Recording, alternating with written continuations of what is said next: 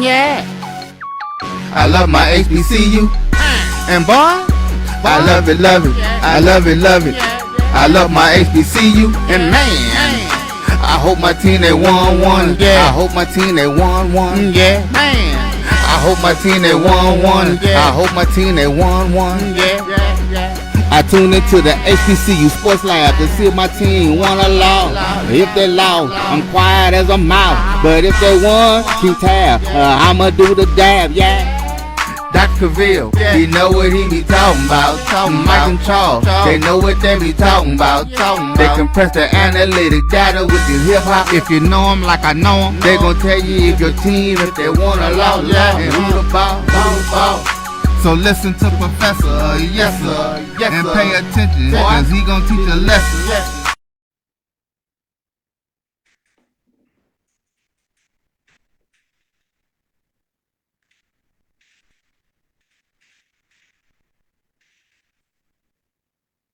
This is Dr. Cavil inside the HBCU Sports Lab with Mike Washington, Charles Bishop. Getting in there, starting the new year, gentlemen. How you doing? Charles gave y'all had assignments. You were doing the thing in Montgomery, in Mobile, excuse me. So people are saying they got an excuse for your assignment. Mike, sounds like you're on the road, so maybe you can use that one as you are exercising your New Year twist. With that being said, I hope both of y'all had great holidays in terms of your Christmas with your family in all seriousness, and that you start in 2024 great with the new year. No doubt. Looking forward to it. Yes. Was down in Mobile, Alabama with the HBCU Pigskin Classic. Got an opportunity to do play-by-play down there along with Simone Stanley from HBCU Game Day. But, enjoyed that. And like I said, got an opportunity to spend some time with the family during Christmas and New Year. So 2024 HBCU Athletics, ready to rock and roll. Mike, how you doing? Oh, I'm doing good, Doc. Hopefully you can hear me, correct? Yes, I can hear you. Yeah, so I am in New Orleans with the family. My daughter is a product of the University of Texas. My middle son will soon be a product of the University of Texas as he's been accepted to the biomechanical engineering program. So, and I have so many more ties to the University of Texas. I've always been a Texas fan. So both sons had tickets to the bowl game, had a chance to come out, check out the festivities, but tack on a couple of extra days of festivities in New Orleans for the Sugar Bowl with New Orleans versus Washington. So other than that, had a chance to throw some days of relaxation, ready to kick off the new year and start it all right. Love you guys, baby. Miss you, baby. Sounds good. Congratulations to the middle son with that opportunity. Sounds like y'all had a rough evening last night, though. It didn't quite go down. You wait till that last second. Had your heart tugged from you.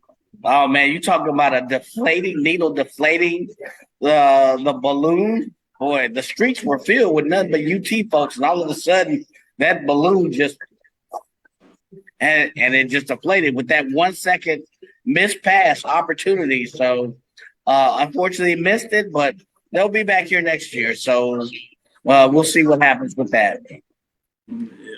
As we say, we shall see.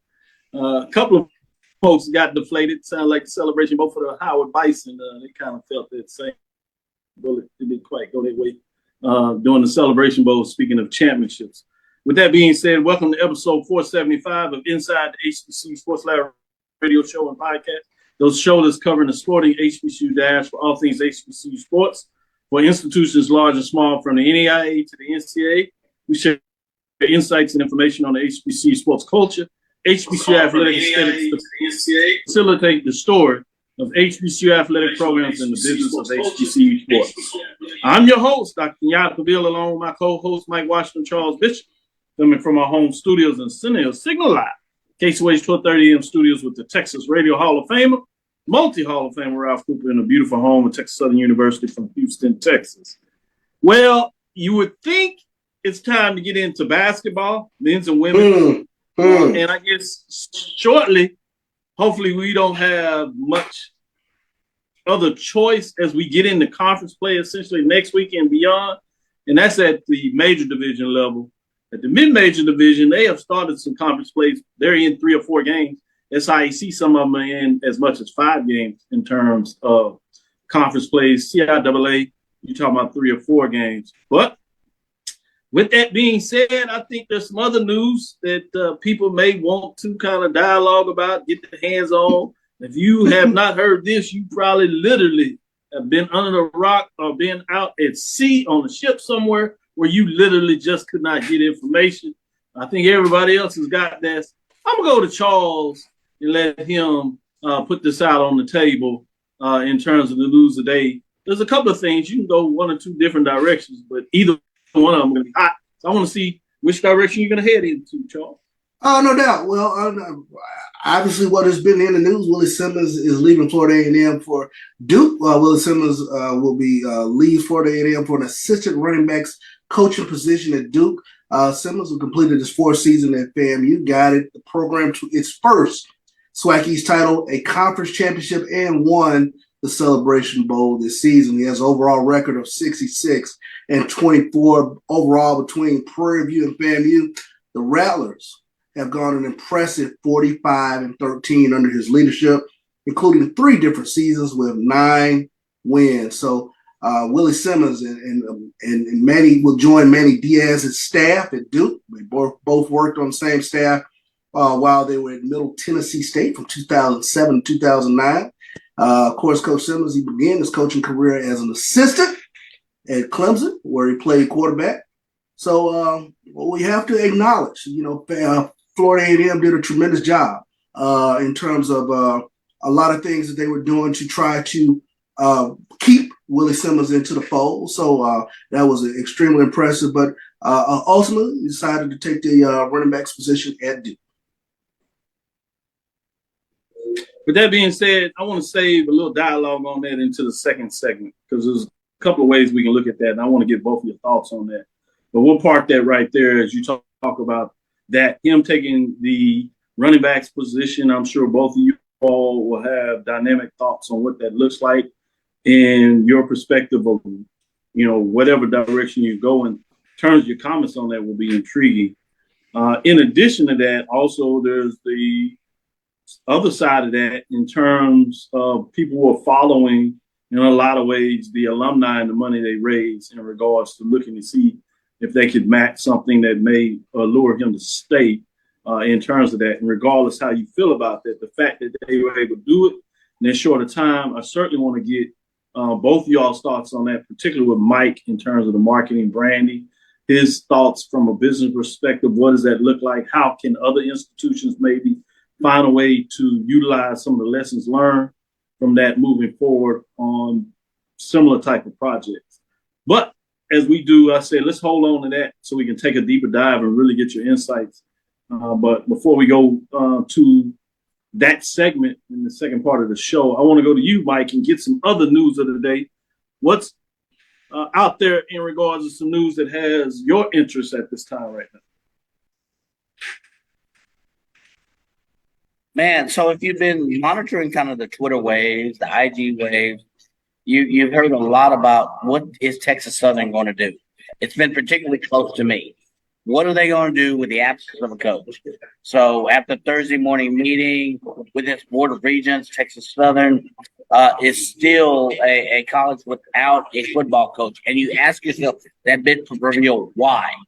So the board of board chair Brandon Simmons said in a statement, Texas Southern University's board of regents is committed to taking every opportunity to elevate the university. What does that mean? What does that mean? You have vacancies across the board. So the board and Dr. Kevin Granger are aligned on being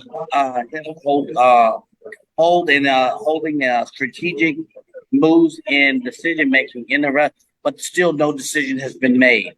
So there's a whole lot of rhetoric, but the bottom line decision is, what is Texas Southern going to do? The board of regents, they excited about new leadership's bold strategic movement, but they still continue to delay this decision. There's a lot of rhetoric, and I can read you all of the words, all of the stuff that's come across on Twitter, but I don't know if that would be any but I don't know if that would be of any benefit. What is Texas Southern going to really do going into a critical part of football recruiting period? You know, so you've seen a lot of that. That's news of the day. There's no specifics to it, Dr. Cavil, Chuck, but what is Texas Southern going to do? Is Fred McNair going to be that person? It's been rumored or reported that, you know, Fred McNair is, you know, he's resigned his position. He's available. Is he going to be that person? But still no decision has been made. So to me, that's my news of the day. It's a big question mark. It's a question mark wrapped in an enigma. What is Texas Southern going to do? Hey, great question. And I wish I'd known. I will let y'all know, but I don't even know in regards to what's going on in terms of that decision. I guess we'll be able to park that and save that and get some dialogue because it sounds like there's some feedback and people's thoughts on that. What was fascinating to me, you know, we did a show on Tuesday. We were looking for what could we discuss. And usually you have the year end that you discuss, year ending news, who had great cycles and things of this nature. This was Tuesday. We kind of heard a meeting was going on with TSU Thursday. Had maybe a little bit of information out there, depending on who you looked at, maybe in terms of Willie Simmons. But for the most part, all that was quiet. You didn't know anything. So it was amazing to me, literally, in a week's time, you know, what has taken place. And it seemed like, you know, you talking about a new year, it literally seems like it was a year worth of news packed into 1 week. So it was just hard to imagine. Things started off on Thursday with the decision of Texas Southern to defer a decision. And just when you get lathered up and you hear reports going out, what are people's thoughts on that? All of a sudden, you have the dynamic dropping in terms of Coach Willie Simmons. So I was like, wow. I'll add this part of it because in a lot of ways, this got lost. But it's pretty big news as well. Mickey Joseph as Jason Rollins. And for those that have followed HBCUs, remember that Jason Rollins was defensive coordinator for Southern University under Coach Odoms. He took over the leadership role in terms of interim position for a year. Could not quite make it through the year. And they actually brought in Eric Dooley to replace him. But guess what? Eric Dooley is going back to Grambling as well. So both Jason Rollins and Eric Dooley to Grambling's coaching staff. This is from HBCU Sports. For the position on his coaching staff, new Grambling coach Mickey Joseph has filled in with names that will be particularly familiar, as I just broke down. Joseph recently let the proverbial Jaguars out of the bag when he indicated during an appearance on talk radio station 93.7 The Ticket in Lincoln, Nebraska, that Jason Rollins would be his defensive coordinator. Remember, Mickey is coming from Nebraska, where he was a coach there, ended up being the interim coach for a short period of time at closing of the seasons. Rollins served as Southern's interim coach in 2021 following Dawson Odom's departure to Norfolk State. In 2023, Rollins was an assistant in Terry Bowden's staff at Louisiana Monroe, which also included former Grambling head coach Roderick Fobbs. According to Lincoln Parish Journal, former Jaguars coach Eric Dooley will be Tigers' offensive coordinator. For Dooley, it will be a return to old stomping grounds, as he previously served in the role on the coach Roderick Fobbs' staff from 2014-2017. Dooley was Southern's head coach for the past 2 years, compiling a 12-10 overall record and 9-6 mark in the SWAC. He was fired November 4th after a 5-5 start. Those said that he preferred coaches with SWAC experience for his coordinators. When it came to coordinators, I want guys who coached in the conference, Joseph said, because they know the conference, end quote. Very intriguing in terms of him going that direction. A lot of people that know a part of it, you got to believe a lot of folks that want to prove themselves. Yes, sir. In a different manner. And so it's going to be fascinating in terms of what that looks like. You tie it all together because you heard Dawson Odom's Norfolk State name in there. Well, guess who kicks off the season in the MEAC SWAC Challenge next year? Norfolk State and FAMU. You don't even know who the head coach of that's going to be. So that's fascinating news for me in regards to what that looks like. And so as the world turns and look at HBCU sports, as we would like to turn the page to basketball, I'm not sure if we can quite do that yet because it sounds like the world of SWAC continues to turn. And as they say, roughing the SWAC, it is fascinating right there. Mike, I'm going to park it right there. I'm going to give you a chance to get in here and get some dialogue because I do want to take some time and I don't want you to rush through that. I really want to hear your thoughts. So what we're going to do is we're going to take a break. We'll come back on the other side and we'll break down these news of the day. We'll get you a chance to do a whole segment of touching on each one of these, however you feel in terms of what that looks like. So let's take our first break, come back on the other side, and we can do just that, getting into some deeper thoughts and dialogue. As we get in this year, I would like to kind of hear your favorite moments of the year, but we'll see if we can squeeze that in as well, because we didn't get that from you all this past weekend, and I would be remiss if I didn't get you to at least kind of give your thoughts and stamp 2023, because for some people, they certainly want to lead 2023 back over there as they start anew in 2024. Sticking with us, we'll be right back after this break, and Happy New Year's 2024 to everybody watching. We're back. It's time for the 2024 Urban Nerd Con. Join us in Atlanta, Georgia, April 26th through the 28th at the Cortland Grand Hotel. Special guests include Underworld creator Kevin Grievous, Gary Gray from Fairly Odd Parents, from Nickelodeon, Giovanni Samuels, the Science Machine Michael Green, the Sci-Fi Sisters, and from Spaceballs and Star Trek Voyager, Tim Russ. Hi, I'm Tim Russ.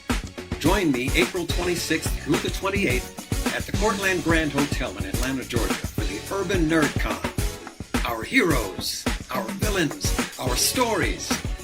Everyone con. I'll see you there. Live long and prosper. Visit our website, www.slowburnwaco.com. That's www.slowburnwaco.com. And press the analytic data with your hip hop. If you know them like I know them, they gon' tell you if your team, if they want a lot, and who the ball.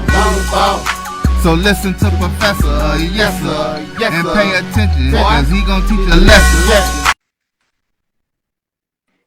This is Dr. Bill inside the HBCU Sports Lab with Mike Washington, Charles Bishop.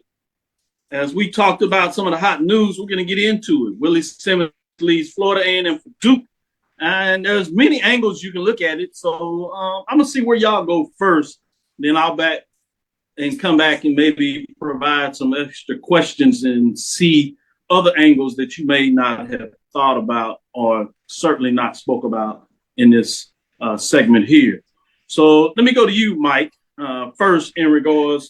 What were your thoughts? I know you heard everything popping off. When did you kind of first hear about it? At that point, what did you see? What came to mind when you first heard the news that either this happened or that it may be happening? Go ahead, Mike. Well, first thoughts were, if you look at his track record, his record for success, you always had in the back of your mind that there was a possibility.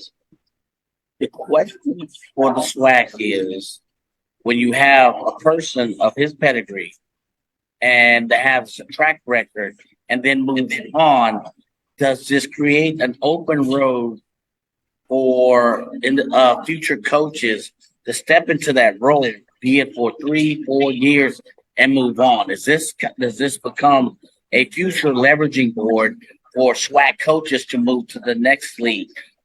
He's moving on to a running backs coach or assistant coach. Does this create basically kind of a precedence for future coaches in the SWAC? Is this the market that we're dealing with, so to speak? And if you know anything about Coach Simmons, he's destined for more success. But is this the new SWAC coach? Do you no longer have the Pete Richardsons, the Eddie Robinsons of the world, where they stay long? I think you're there, but now has that period shortened? And do you now have a track record where I spend 3 or 4 years, become successful here, then I move on? Is it now that, to me, from a business standpoint and from a marketing standpoint, those are the things that came to my mind. You have a guy like he is going to be gone and do great things if you know personality wise. But has this set the precedence for coaches moving through the SWAC? Look at Dion, maybe an anomaly, but you look at other coaches. Has this now set a future precedence? Great question. And we'll come back and really see if we can get an answer to that. But before we do that, let me go to Charles. And same question to you, Charles, before we get into that. What were your thoughts? When did you hear about it? You know, as you start hearing about it, was it, you know, after the case it was done, or you were hearing that maybe it was coming?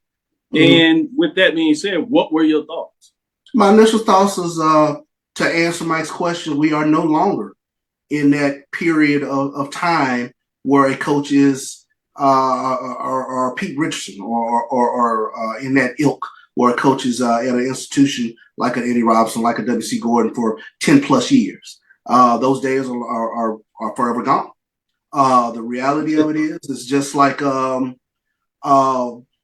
I think there's a part in American Gangster. What are you gonna do when success takes a shot at your success? And that was my initial thought. And what was impressive to me was the way the FAMU community didn't stand back flat-footed. It didn't, you know, I'm sure, you know, you're going to have people within the fan base that'll, you know, sort of begrudge the move or he shouldn't go or things like that. You got to move beyond it. The reality of it is he had tremendous success in the SWAC. There will be other suitors coming to call with more money. And the thing that was impressive was from an administrative standpoint, they didn't stand back flat-footed. They tried to raise money from the standpoint of enticing him to stay there. But even more so, you know, you sort of created this sort of donor base that wants to see this program, whether whomever comes in to coach it, they want to continue to see this program be successful. And that was the impressive thing to me, where it wasn't a whole lot of dialogue about what he's doing to the culture and this, that, and the other. You know, it was almost as though they understood that this day was going to come at some point, and they were able to pivot and move forward. That was the thing that caught me that was tremendously impressive. Quite a few things that both of y'all put in those dialogues and answering that. So let's unpack some of them. One of the first things comes to mind as you talk about that the day of age of coaches staying in a position for 10 years is many, many moons ago. So my question to you to follow up, why is that? Why do you believe that's the case? Obviously, there's some evidence out there to show that it's certainly not the case. But what do you think are the factors that are creating an environment that is not the case? If you have an opportunity to move up and make a certain amount of income, I think you would be foolhardy to not look at that. To go from making, you know, $300,000 to $500,000-$600,000. I mean, I think there's a reality to the fact that I think coaches who have an opportunity to make that sort of income for their family, of course they're going to look at it. Of course they're going to pivot and do what they think is best for their family. And you can't begrudge them for that.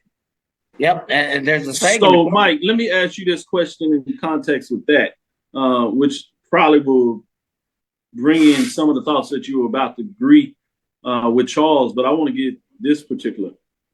So another question along with that, are the only coaches that are able to have the level of success, for the most part, we're talking about recently with the last two coaches that have left on their own accord, because we also have the other side of this, but coaches that didn't have success were also dismissed, and they had short lifespans. So there's two edges to this sword. Whether you're doing well, it seems like you may leave, or if you're not doing well, you're going to get pushed and exited as well. So I want to make sure that we are looking at this holistically from both sides. But with that being said, are the only coaches that are able to have the level of success as Coach Willie Simmons and Coach Prime are individuals that have their background? What are your thoughts on that, Mike? I would disagree. I think there's a saying in the corporate world: the market calls and demands excellence, and know your worth. So I think with them, they have the pedigree and the track record of success. You look at this Washington coach. He was an NAIA coach. He won 3 NAIA championships, and he was able to make that same similar track. Maybe not to the HBCU ranks, but when you demonstrate a level of excellence in NAIA, Division One, FCS, whatever, the market it always calls for success. And if you know your value, it will weed out those ones who are able to bring on demonstrative success. So you bring on Dion. There are certain qualities that attach to those abilities. Bring on Dion, market value, tremendous recruiter. You bring on Coach Simmons, tremendous builder of men. They all have market value. So they're going to go with the market. Like it, love it, or leave it. It is just, what CB said, it is the market we live in. And it behoves us as the university, as the organization. You now have a new market model. You now have a new track for these types of individuals. So it's not these two types of individuals. There are certain individuals who have an innate ability to build successful programs, whatever level, and then they're going to go where their market work is. The market is going to call for it. So let me jump in there because I think we get the point there. Let me jump in there and ask this question, which is a challenge for me. If that is the case, why do you believe Trey Oliver at North Carolina Central over the last 2 years didn't have that market demand as Coach Willie Simmons and Coach Prime? I think it's a matter of time. Now, if he had gone back-to-back undefeated in the MEAC, much the same way that we saw Coach Prime do it in the SWAC and Coach Willie Simmons do at FAMU, I think, he would have had suitors as well. I think, maybe that track gets tripped up just from the fact that they did not go back-to-back. They weren't back-to-back champions in the MEAC. But I don't think there's any doubt that he puts together another. But Simmons didn't go back-to-back. No, but you take a look at his track record, 45-13. That's pretty doggone good. He did go undefeated in the SWAC this past season. So I think that there's something to that. Yeah, there are no. I think the only reason I asked that is if you look at Trey Oliver's last year and this year's season, they're very equivalent to Coach Simmons. Both of them won one conference championship. They had very few losses, one conference loss over the last 2 years. Both of them had big wins non-conference. I would argue Trey Oliver maybe had bigger non-conference wins than Coach Simmons. Obviously, Coach Simmons had less opportunity to do that. So that's the only reason I pause on that. I'm not so sure that I necessarily agree. I guess I look at it from a standpoint. I guess I look at it from this standpoint. I guess maybe Trey Oliver has not jumped at an offer that probably has been in his lap. So and I guess that's my question. Why hasn't he been? I guess that's the fundamental point of my question. Why hasn't he had that opportunity? Go ahead, Mike. Is it really he hasn't had that opportunity, or he hasn't put himself or marketed himself as being available to that opportunity? I think there's a difference. I don't know that question. So you're telling me that both Coach Prime and Coach Simmons marketed themselves for that position and opportunity? I think what you have to miss is with marketing, there's a certain factor. It may be subjective, whatever it is. If an individual is perceived as available and maybe they've marketed themselves, whether Coach Simmons marketed himself or not, he never closed the door. I don't think anybody's turning down phone calls. Exactly. So I don't either. And I guess that's the fundamental thing. I'm curious to why Coach Trey Oliver's phone has not rung like these others. And I'll give you my opinion on this since I put it out there and asked that. I think a lot of this we don't really put as much stock in the fact that a lot of this is also about relationships. Yeah. Coach Prime had relationships in addition to his success that allowed him to parlay that in another opportunity. Coach Simmons had relationships along with his success that had that. And because he came out of a pool where he had a more diverse pool of relationships, those individuals went on. Trey Oliver, for example, in terms of that, most of his relationships are internal to HBCU programs in regards to where he cut his teeth getting up to the level of success. So it's going to be interesting as we continue to see this case study is what we're looking at is a very live case study to see if your premise in regards is more correct, that those opportunities will come. If Trey Oliver continues to have the level of success, will those opportunities come for him? Or is this one of those one-off components of that? We've only seen three coaches essentially be able to lead and get a head coaching position outside of the HBCU sports since 30 years. It's Willie Jeffries and Coach Prime for the most part. So I just don't quite see the evidence that it is the case. We've seen a couple of get positions, which now Coach Willie Simmons, and we also have Jerry Mack. And both of those were, in terms of their success, they also have relationships with those individuals in the past. Those individuals got opportunities, and because they trusted those folks and knew the quality, they got those opportunities. So it's going to be interesting to see in this world we live in how much of your level of success follows also your ability in terms of the relationships you have with people in the past. Yeah, I think we're very early in that process, but I know this. I mean, if a coach does do an undefeated season or does back-to-back undefeated seasons, I have no doubt they're going to start fielding offers. Unfortunately, I know for TC Taylor, this is his last 7-4 season. He has to improve year in, year out, or Jackson State's fan base is going to be in a tizzy after a while. So, I'm not arguing that. I just said I open it up. The question is, if you're not successful in 2-3 years, you're going to get dismissed. So I'm not arguing that that's not the case. I'm saying that if you look at the records, I'm talking about currently over the last 2 years, we'll see next year if this happens again, he does that. Over the last 2 years, we'll see if he'll get that other can. I'm saying if you look just paper blank and you look at the records of the last 2 years, Trey Oliver and Coach Willie Simmons basically have the same resume. You can't argue. They have the same resume. You're saying that Trey Oliver has to do additional more to get his next opportunity. And obviously, I don't know if he's going to leave or not. He might turn it down. He might have a different perspective. I'm saying, or he might take it as you talk about. But I'm just saying from that perspective, let me say this. He didn't get those offers. All you say that is, to me, when I say that, it's a formula. No. Yeah, you don't know. There's a formula. Number one. Yeah, there's a formula. I know these folks. I know. So I know, and I know you're on the inside, but there are a couple of variables. People get down. There's a couple. He told folks he would do the job for Coach Prime at half the price.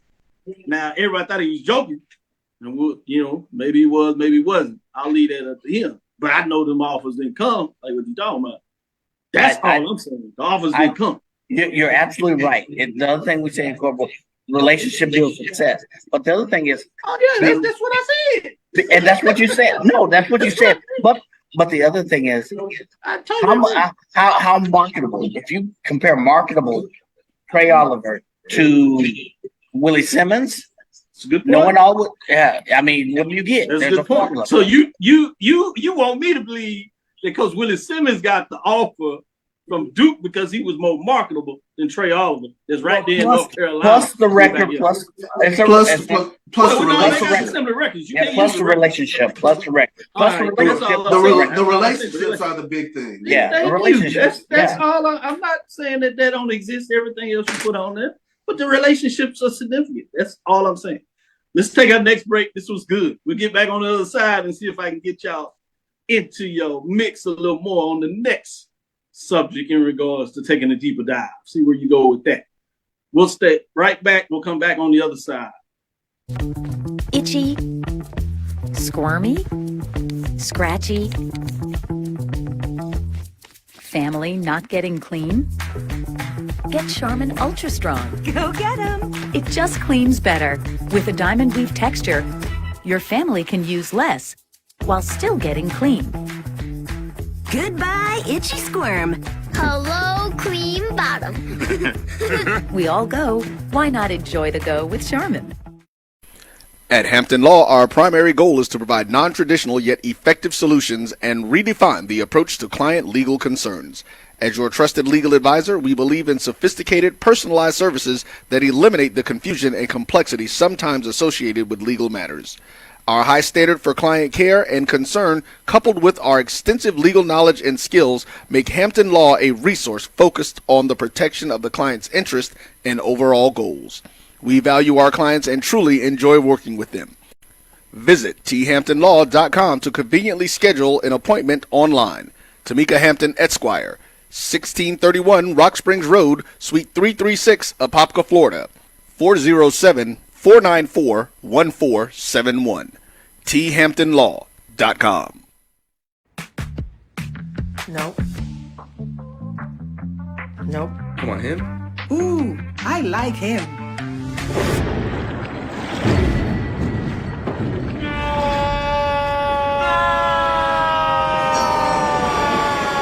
Quick, the quicker picker-upper. Bounty picks up messes quicker, and each sheet is 2 times more absorbent, so you can use less. He's an 8. He's a 9. Bounty, the quicker picker-upper. From novice to aficionado, find yourself here. High quality cigars plus personal customer service. Slow Burn is Waco's only mobile cigar lounge, featuring a meticulous, curated collection of premium cigars. Visit our website, www.slowburnwaco.com. That's www.slowburnwaco.com. When it comes to press the analytic data with your hip hop. If you know them like I know them, they gon' tell you if your team, if they wanna loud, and who the ball. So listen to Professor, yes sir, and pay attention, cause he gon' teach a lesson. This is Dr. Wills inside the HBCU Sports Lab with Mike Washington, Charles Bishop, giving your thoughts on the news of the week. The first of the year, boy, it got a little interesting and folks sharing their thoughts. They want you to know as the comments got big, but we're going to switch. We're going to go over to the next one. You got a new coach coming in, Miss Mickey Joseph. He's cut his teeth in the SWAC, all foreign, but then at LSU, Nebraska. But he comes in and names a offensive defensive coordinator that he says has SWAC experience. We've always had the dialogue in regards to, getting outside of the SWAC to hire coaches and things of that nature. And some people agree with it. Some people don't, obviously, for multiple reasons. But in terms of these hires first, Charles, what are your thoughts in terms of these hires, just generally speaking? At least with the Eric Dooley hire, my first thought was, he hired somebody that got a big chip on his shoulder. Who can't wait to get back in the conference and show what he could do, especially with regards to being that man over an offense. So I like it from that standpoint to hire somebody who has a chip on their shoulder that's more than willing to prove it. And Jason Rollins to a lesser extent, same thing. Had the interim job down there at Southern. So now we got this Grambling Jaguar sort of, dynamic up there at Grambling. So it's really interesting. But I like the additions to the staff, and well, this is about as long as I've seen Grambling down. You don't traditionally see a Grambling football program that's not in the thick of things in the SWAC. So. This is a big prove-it year, I think, for Grambling football, and that puts more pressure, I think, on Mickey Joseph in year one. That's a great point when you said you don't think of Grambling being traditionally down for this long period of time. I would say this. I'm not sure that Rollins' chip is not as big as Dooley's chip. Good point. To your point, they might have the same boulders on each other's shoulder, looking to knock each one of them off when it comes around the SWAC. So that's fascinating when you bring that point up. And you talk about Southern Grambling matchups as big as they get. But they become that more interesting. Yeah. And I guess Grambling says, okay, you're going to do what we did with your assistant coach and make him the head coach, and then you hire him full time. Well, watch what we do. We're going to take both of your former coaches and we're gonna make them offensive and defensive coordinators respectively coming into the year. That is just fascinating in terms of the storyline. But let me go to Mike and get his thoughts in terms of these hires, Coach Dooley and Coach Rollins at Grambling State University under the new head coach, Mickey Joseph.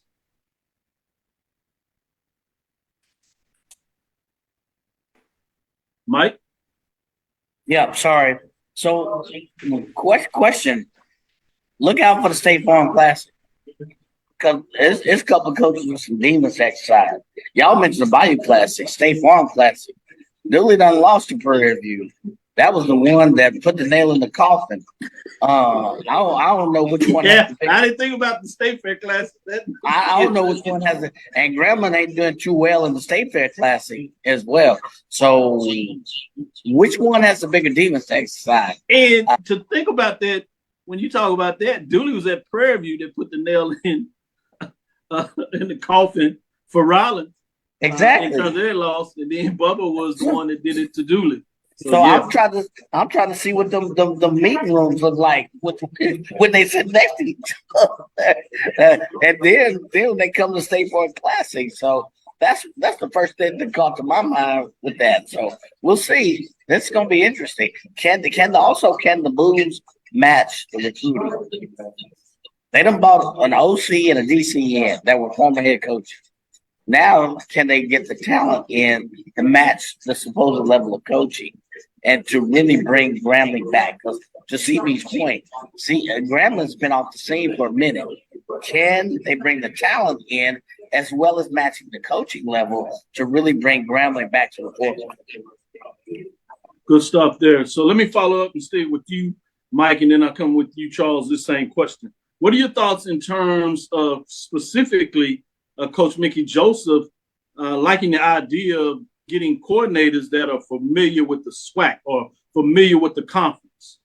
You see this at various conferences at various levels that a lot of times, a program that has success or a coach that's familiar with the way that the conference plays football, recruits and different things of that nature, folks will ultimately get coaches that are familiar with that. What are your thoughts, Mike, in regards to that unique component of one of the reasons why these hires seem to be made? I think it's unique, and I actually think it's a good move for Joseph's sake, because in one aspect you could say it's about coaching, but as you said it's also about recruiting. They know the SWAC, they know the regions of the SWAC. To me, it's more so about recruiting. Cannot bring that talent to Grambling. When you bring the coach, you bring in the talent that comes with that coach. So I think it's a genius move. And that's why I said in my previous statement, with this move, does this also bring the talent with that move? So I think it's a great move. Good stuff. Charles, I think a lot of people have talked about Dooley in terms of the recruiting trail, but I think in a lot of ways, if you would, Rollins probably goes unsaid. He recruited many of those defensive players over the last 2 years. The year before he got there under, obviously, Coach Odoms, which had some fierce defenses. Some of those players stayed over during his tenure, and even in terms of the first year of Dooley. That was a very formidable defense. A lot of people didn't have questions about Southern's defense, maybe offensively, but I think Rollins may be just as depth in terms of his recruiting, specifically on that side of the ball, much as people has heralded Dooley's recruiting. What do you talk about their ability to recruit? Because I saw you shake your head in an affirmation in terms of Mike talking about how much of this also is about recruiting, if not more.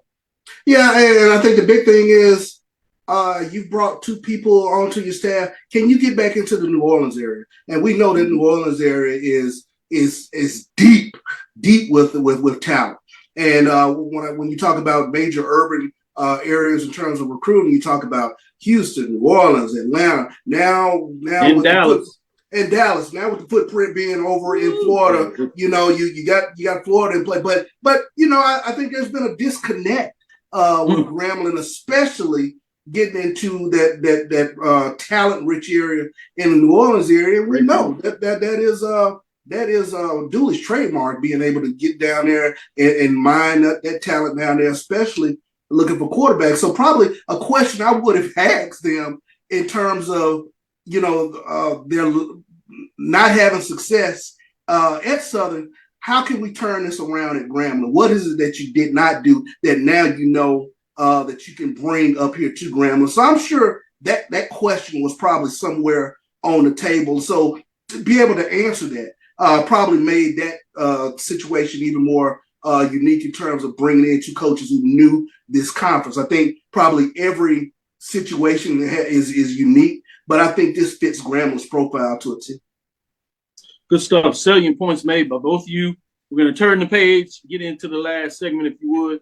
Talk a little bit more about coaches in waiting or next coach up or vacancies in coaching in terms of the direction for Texas Southern University, FAMU for that matter now, and even Morehouse College, which is still open, which are fascinating in regards to the clock. We're literally, if you look at 1 day in terms of Wednesday, we're literally 1 day away in a month from signing day, which is the first Wednesday in February. With that being said, take our next break. We'll come back on the other side and get back into some dialogue with these two gentlemen weighing in on the closing news of the year. Let's see what they think as we come back, right back after this last break. Professional learning, teachers deserve better. From the leader in online learning, Stride brings you the Stride Professional Development Center, an on-demand library of mobile-friendly courses that gives teachers choice and flexibility, allowing them to learn anytime and anywhere. Our dynamic courses provide bite-sized learning and help educators advance their knowledge while also gaining professional development hours. It's time you take charge of your learning. Visit us today to get started. If you think all pads are exactly the same, think again. This is Always Ultra Thins reinvented with the Always Triple Protection System. This pad wicks gushes 90% faster, absorbs even more so you can feel dry, and locks odors in. Rethink your pad for up to 100% leak-free and odor-free comfort with the totally reinvented Always Ultra Thins. This is always like never before. The Cuvée Group is a Florida-based marketing and training consulting firm. We help businesses communicate to their target audience and engage them in conversation. We also help to expand their audiences, which will ultimately result in growth for those organizations. In addition to being a certified constant contact specialist, my colleagues and I are also certified in John Maxwell Leadership Principles. We use these proven principles to conduct workshops, training, and private coaching sessions for individuals and companies looking to take things to the next level. Contact us to schedule a free consultation. Issues today, don't delay, call Cuvée. As technology continues to bring changes to the world of education, it's time we also reimagine teacher professional development. Gone are the days of one-size-fits-all learning that can only be accessed at a specific time and place. The Stride PD Center is an on-demand library of mobile-friendly courses that allow educators to learn anytime and anywhere.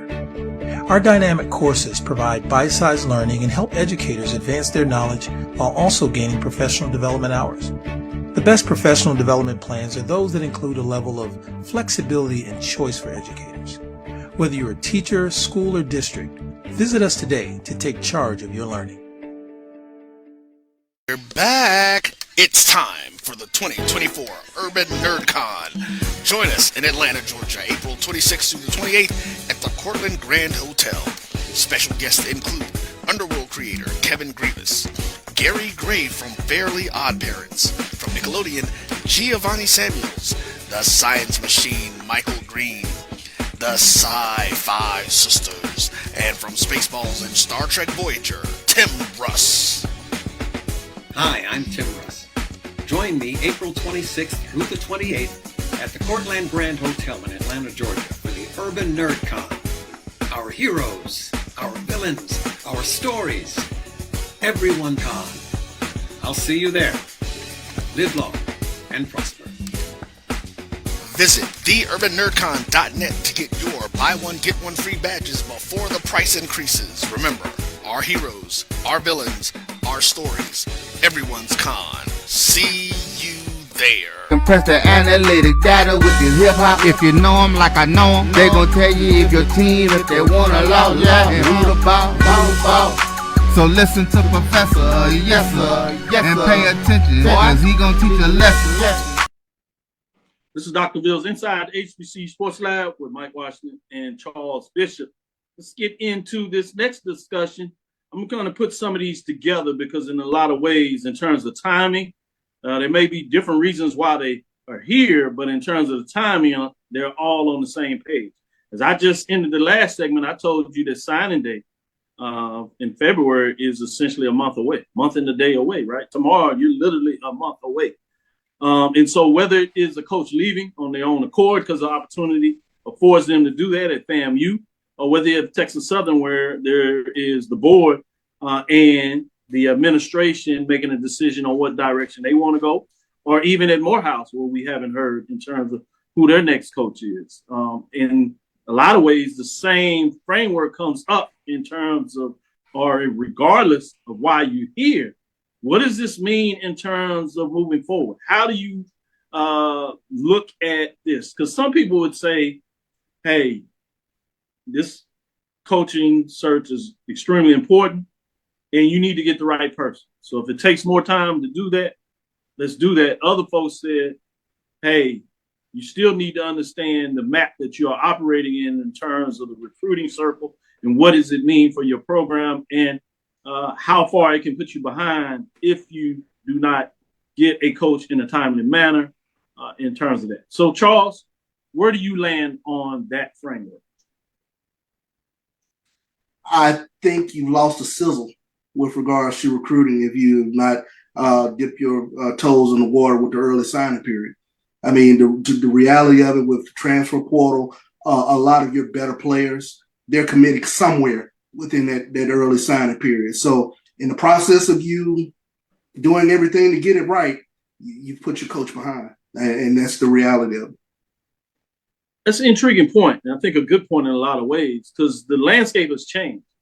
Oddly enough, you may have been able to get away with this a little more, 5 years ago even. But with the transfer portal, which is new to the system, the NIL, even though you might not see that as very heavily at the FCS level, it does exist. And it works in its own manner. Obviously, the normal period with JUCOs, early with people committing in terms of what that looks like. And then getting into February, we have high school students that are graduating early to make the decision to get involved in spring practice or what that looks like. So as Charles alluded to, Mike, what are your thoughts in terms of what does that look like when you're either waiting this long to look for a coach or opening comes begging to you and you still have to look for a coach, i.e. Texas Southern, FAMU, and Morehouse College? Yeah, I completely agree 100%. You can have the best management in place. Dr. Tiffany Don Sykes has done a tremendous job. The FAMU, as PB alluded to, FAMU family, they've done a terrific job of stepping in place. All that considered, you throw in the dynamics of transfer portal, you throw in the dynamics of getting JUCO commits early, there's a certain piece that you miss that you've lost. A certain, Charles calls it a sizzle. I call it the top 5-10% that you may have lost those recruits just because the dynamic of this world of recruiting has changed. And when you lose a coach to the caliber of Coach Simmons like this, and then in this way, much preparation is like you still lose a certain portion of those recruits that you have. And, the model's got to change, but I mean, hats off the fam. They did a great job to prepare as much as possible. But there's a certain shape, a certain portion of those recruits that you still lost, a sizzle in your recruiting program with that loss. You just also alluded in the last segment in terms of how big recruiting is for folks that are familiar with that area. We've seen a lot of ways that Texas and Florida go at each other in terms of best players, who has the most talent. Obviously, Charles will kind of buffer that when you talk about per percentage of capital of the area. He wants to make sure that Mississippi gets his name put in there. But for this discussion, in terms of Florida and Texas, you also have unique systems where a lot of folks believe, either it's with HBCU respectively or just in general, that these are areas where you need to have connections with the high school coaches in both areas. So what dynamic does that play in your mind when you're either talking about Texas in terms of Texas Southern University or Florida in terms of Florida A&M, both public HBCUs, prominent HBCUs in those states, in regards to considering or looking for a coach that is connected and has connections with that state, particularly the high school program, versus maybe bringing somebody from the outside and giving them a chance to get that right. Let me go to you, Charles, in terms of your thoughts on that first. It's tremendously important. When you're talking about and we talked about relationships, that coaches are able to build with the high school coaches, and even from the standpoint of that individual that's gotten away from you, that has gone to a Power 5, but is still has the relationship with his high school coach. For you to come in and make a big implant with that high school coach who still has the ear of that athlete that is looking to transfer back, that's huge. So you just don't have an opportunity to diddle around with regards to the hiring process. You have to be definitive. You can't be caught, flat-footed with this. And I don't know. For me, as a fan of HBCU ball, as a fan of Texas Southern, a fan of SWAC, that it has to sit weird with me to see the way that this has played out. If you're going to put trust in your vice president of intercollegiate athletics to make the hire, I'll allow for that to happen. Well said. Well said in a lot of ways. Mike? I agree. Again, I agree 150%. You've got to open the doors to build relationships. That is a tremendous factor. Again, I hate to say it, it sounds like relationships drive success, not only in business, but in sports and recruiting. And if those relationships are maintained, that's the lifeline of recruiting. If you don't have coaching, if you don't have an administrative and success that understands that concept, then your program takes a downfall because those relationships aren't maintained. I'll even share with you that even in the Prairie View chat line, you can say what you want about the chat line, but there was batter about, hey, that coach, that staff should build a camp next to Duncanville and DeSoto, Division 6A, 1A, Division 6, Division 1-6. And Division 6-2 champs for Tech, they should build a camp there, and those are things you'd like to see. What's it? South Oak Cliff as well. Yeah, South Oak Cliff. I mean, that's a big circle. That's a big circle. Yeah. Take a page out of the Miami book of the 80s and the early 2000s and draw a circle and develop a relationship with these coaches and staff. And tell me you won't have a successful organization. You could say Louisiana, Acadiana Christian, Lafayette, Acadiana Christian. Same thing, Louisiana. It's the same thing from state to state. Build local relationships, build a circle. That is the key to a successful program. So let me ask this question. If you're Texas Southern, do you not put on staff somebody from a Duncanville or a DeSoto or a North Shore or some of these football factories? Do you I love it when genius comes to the forefront. Say it again. Say that again, CB. Get somebody in your camp that knows these organizations. I'll give you two examples. Texas, they're just now getting back at the top. Mike opened it up saying he's down there. Last time you seen this kind of synergy was Mac Brown. Obviously, Vincent Young, he was in there. We know what he did to climax that. But one of the things that Mac Brown did is he brought in 3 high school coaches, one from regional areas, rural areas, if you would, and then one out of Dallas, a legendary coach in that area, and one out of Houston. And for 10, 12 years, it worked in a way that Texas was running off 10 wins like what we see Alabama to this day. And we say Alabama's doing that. FAMU, when we just talked about Willie Simmons. Billy Rose. One of the people talk about Rose, right? Coach Rose. Yeah. Northwestern legend with multiple school multiple state championships. He came on board, still works with them. He had to do the retirement system in Florida, as my understanding is one of the reasons he stepped off of the staff in terms of being paid by him, but he still worked as an assistant for no pay because of the retirement. But one of the things he did was just what you talked about, his connections with the high schools, particularly in what a lot of people say is that rich Miami-Dade, South Florida area. And with this new transfer portal, he was able to go back to those players that come out of that area that, for whatever reason, were ready to move over, whether it was because they graduated and they wanted a new chapter, couldn't play for the schools, or they were somewhat disgruntled.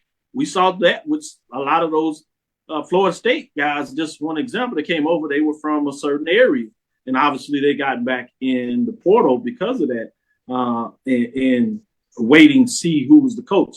So you make great points when you look at it that in terms of that perspective.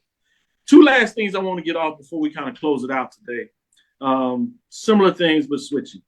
Another part of this coaching thing is somebody put out there in terms of the 2002 media guide, which had the 12 coaches, which remembers the second year of SWAC expansion with moving from 10 institutions, HBCUs, 12. And in 2022, they had marked off all the coaches that were no longer with their institution. There were only 3.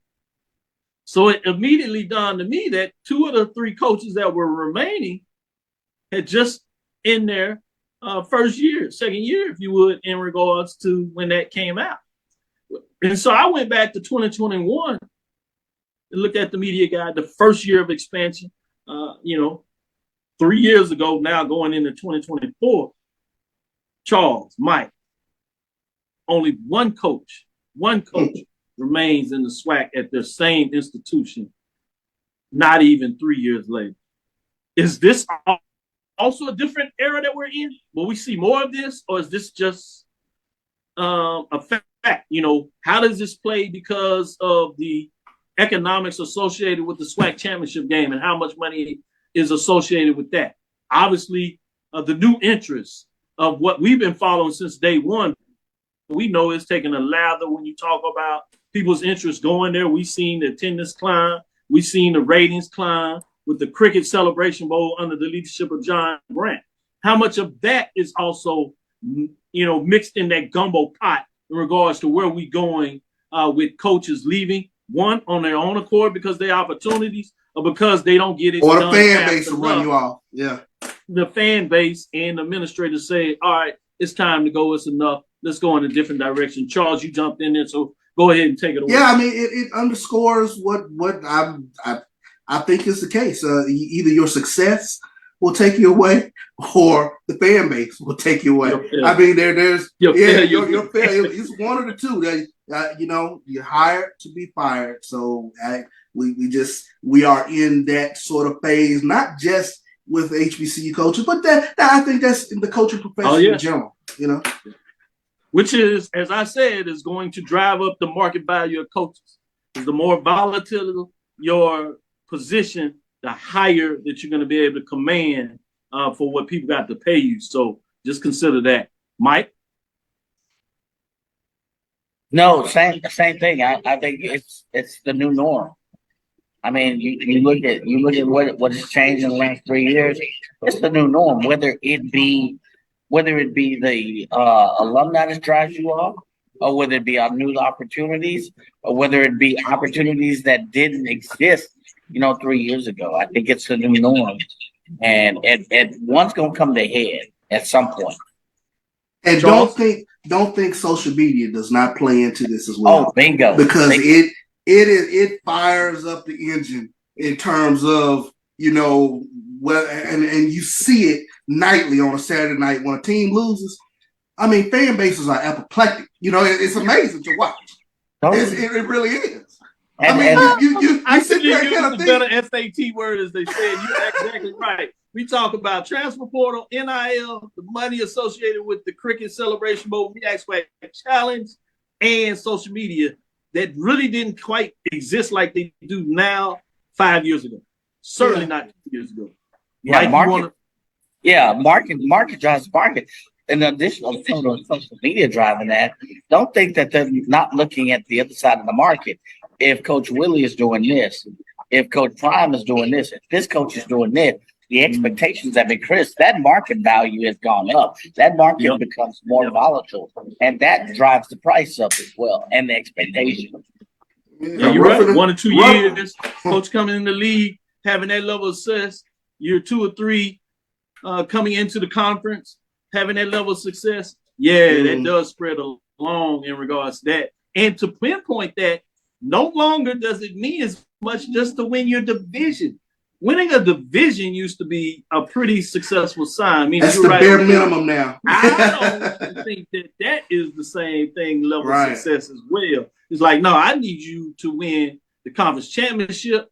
And if you're not careful, the next thing is going to be talking about, I need you to win the Celebration Bowl. There it is. The last thing I would say with that, I promised I would do this and I'd be remiss. You didn't do that. I want to hear your top 2, 3. If you want to go to 5, you can do that as well. 2023. And you know, what were your salient HBCU sporting moments in 2023? Mike, you want to start this off?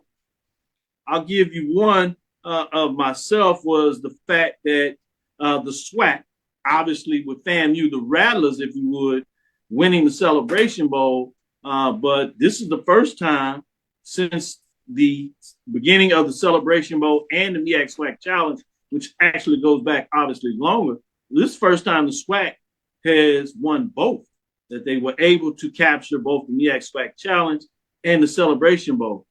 Obviously, second time that the SWAC has won the Celebration Bowl. First time, as you know, was with Grambling. And that year was the year that Alcorn went down to Bethune-Cookman. And while they were leading at halftime, that game was canceled because of lightning. So there goes a little history as we look back, not only just 2023, but that standed out quite a bit to me. Mike, you want to give your 2 or 3 highlights of 2023? I didn't have a chance to really give this thought. I know you put it out there that was only with the time. I saw notes, but if I had to pick, I would have to say the failure of North Carolina Central to make it back. That defeat to me was big. And then I would have to say the dismissing of Hugh Jackson and Dooley almost within a month time frame of each other. That really sent shockwaves in the SWAC. Yeah. Man, that was 2 big ones when you talk about it. Both of those teams looked like they were on a collision course. There was one point before that loss to Howard by North Carolina Central. Both teams were not only 1 and 2 in the HBCU rankings, including ours right here, Dr. Bill's inside the HBCU Sports Lab, where FAMU won the national championship in Dr. Bill's HBCU poll ranking, which has been going on for 20 years now, in county, 22 to be exact. Both of them were top 10 in the FCS poll rankings. So you're talking about, wow, how that would have changed the dynamics. Not to belabor the fact that Howard Bison showed it on the field and got it done, and certainly represented well in the Cricket Celebration Bowl. With that being said, Charles, what are some of your highlights of the year? I think, let me go back. The first one is Southern's women's basketball knocking off Jackson State in the SWAC tournament. That was a moment that I certainly remembered in terms of anytime we look at a team that has that sort of an inevitability sort of thing where we pencil them in to the championship and they get derailed, that's a moment that sticks out in my head. Obviously, FAMU winning the Celebration Bowl for the SWAC, that was huge. Another one that I remember vividly, Edward Waters knocking out Tuskegee on Tuskegee's homecoming, Hail Mary. If you remember that one, and remember the call with that. That was a moment that stuck out in my head. Another moment, and Doc, we were there for that, MEAC SWAC Challenge. Jackson State beating South Carolina State. The Jackson State fan base chanting TC's name at the end of the game for the turmoil that Jackson State's fan base has sort of gone through in that offseason. To have that moment with their new coach, I thought that was one of those moments that stood out for me this past year. And I be remiss, the female kickers that we saw in the HBCU space, Leilani Armenta with Jackson State. And if I'm not mistaken, I'm drawing a blank on the other young lady, but I believe she played at Shaw. But those were a couple of things that stood out for me. Indiana Pulpus. Yeah, Indiana Pulpus. Yeah, those definitely stand out. And then, you know, obviously, when you have a legend that leaves the game, Buddy Pough, that was huge in terms of the last, to me, of the old guard of coaches that spent significant amount of time at an institution. He might go down as the last one.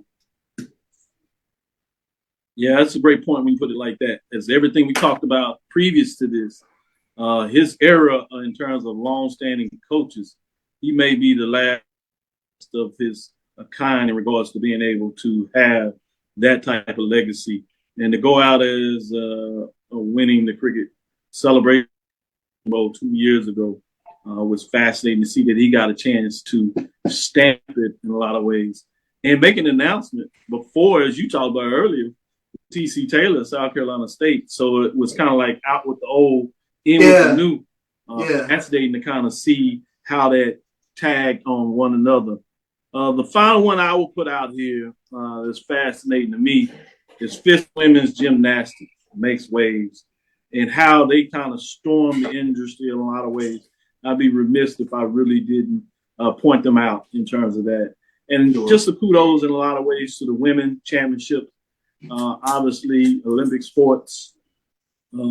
Charles did a shout out there in regards to women's basketball, but a lot of times you don't get it in softball, volleyball, and some of the history that was made this year with those teams that made championship runs. Prairie View back-to-back in softball. The road that Jackson State did in terms of the volleyball championship, defeating 1 and 2s along their way and some rivals to take care of it. Be on the 3-peat in softball. Yep, 3-peat with women. Prairie View, sorry about that. I said 2, but 3-peat in terms of what they were able to do in fine fashion. Shout out to them. And some of the history that was made in the MEAC with the first, North Carolina Central getting their first softball championship. Coppin State getting their first volleyball championship. So big in terms of those moments, and not to leave out some of the mid-major level with Langston, what they were able to do. Tougaloo in terms of only one loss. Disappointing where they got ranked in the NI tournament for one loss in terms of a non-HBCU team. I thought they should have been treated a little bit better than that. But both of those teams deserve some kudos in terms of what they look like. The expansion, Dr. Kiki Baker Barnes of the GCHC, in terms of how it was able to bounce back and solidify itself as a player on the HBCU sport stage, as she came in essentially coming out of the interim and taking that job full time and really being able to expand the conference and put it on solid footing. So shout out to them, obviously, with some big things of the year. So just kind of wanted to put my little final take on it as we did Tuesday, go back and do a fuller show on that. Hope you enjoyed what we did here. Thank you for listening to Inside the HBCU Sports Lab. Make sure you share our podcast with your friends and colleagues. I am Dr. Kenyatta Cavil, the Dean of HBCU Sports, coming from inside the lab in the College of HBCU Sports with Mike Watch and Charles Bishop. Hope you enjoyed the show today. We'll be back on Thursday. See if we can tease in a little more basketball as things will start off next week. I'm excited to see what's going on. Shout out to Norfolk State, both on the men's and women's side, getting it done. Shout out to Arkansas Pine Bluff on the women's side, playing some good. Jackson State is doing what they do. So some programs out there really solid. Tennessee State on the men's side that look really good of late. North Carolina A&T on the women's side has played some really good basketball. But it's going to be interesting on the men's side for basketball, what this may look like, both in the MEAC and the SWAC. And don't forget what's going on with Winston-Salem State, starting off pretty hot in the CIAA. You had Clark Atlanta start off hot, but right now it looks like Morehouse, Benedict, really doing what they want to do on the men's side. So I'm fascinated to see what that looks like. Charles, anything else you wanted to add? You mentioned basketball, but, you know, you look up and we'll be in February and the ping of the bats will be out there. Shout out to Coach Jonathan Hernandez down there at Bethune-Cookman. So, You know, we're right into the midst of it. Yeah. We'll see Bethune and family again, baby. Hey, man. Yeah, defending champions of the SWAC. And, you know, this is one league where we take baseball real serious over in the SWAC. You're talking about roughing the SWAC. That goes for football, basketball carries us through, both men's and women's. And we turn that page. We like a little bit of that softball. But, man, when you talk about the pains and backs of baseball, we're going to go down there. It's my understanding heading back to Atlanta for the championship game. 18 deep. We'll see if that holds true for this year.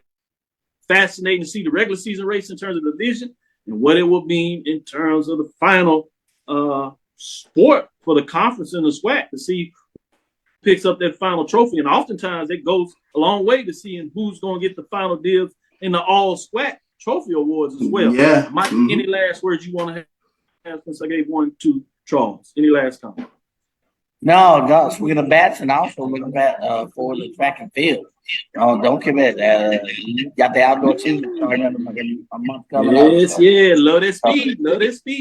And again, we want to thank you for listening to Dr. Lil's Inside the HBCU Sports Lab with Mike Watson, Charles Bishop, every Tuesday and Thursday right here at 6 o'clock. We look forward to Thursday to give you the latest news in the lab. And the way things are turning, you better stay tuned because you never know what we need to talk about to keep you up and give you a different perspective than everybody else out there. Follow me, Dr. Kenyatta Cavil. That's DrKenyattaCavil on Twitter, Facebook, and Instagram. That's Inside the HBCU Sports Lab 1 on Twitter, Facebook, and YouTube. Inside the HBCU Sports Lab. I'm getting it done on Twitter, what they call now X, formerly known as Twitter. I'll give you some insights. A lot of discussion out there now with these changes. People are bringing back up. What does it mean for HBCUs at the FCS level to consider going FBS? And so I've been able to provide some frameworks of what that may or may not look like. If you want more, just keep up and we'll give you those updates. Dream big. Continue to move forward. We will talk with you soon. Charles? Of course. Mike? Lecture. Dismissed. Say, Mike, save me one of those. One of what? One of the drinks you got. Oh. I know you down to sip of those, folks. Absolutely, baby. I'm in the bar, and everybody, all the UT fans think I'm doing the UT thing. I know. While we're still live, we'll wait on Roy to turn it off. Yeah, exactly. Hey, man. Roy, go ahead and roll it. Yeah, got folks doing like this to me. I'm like,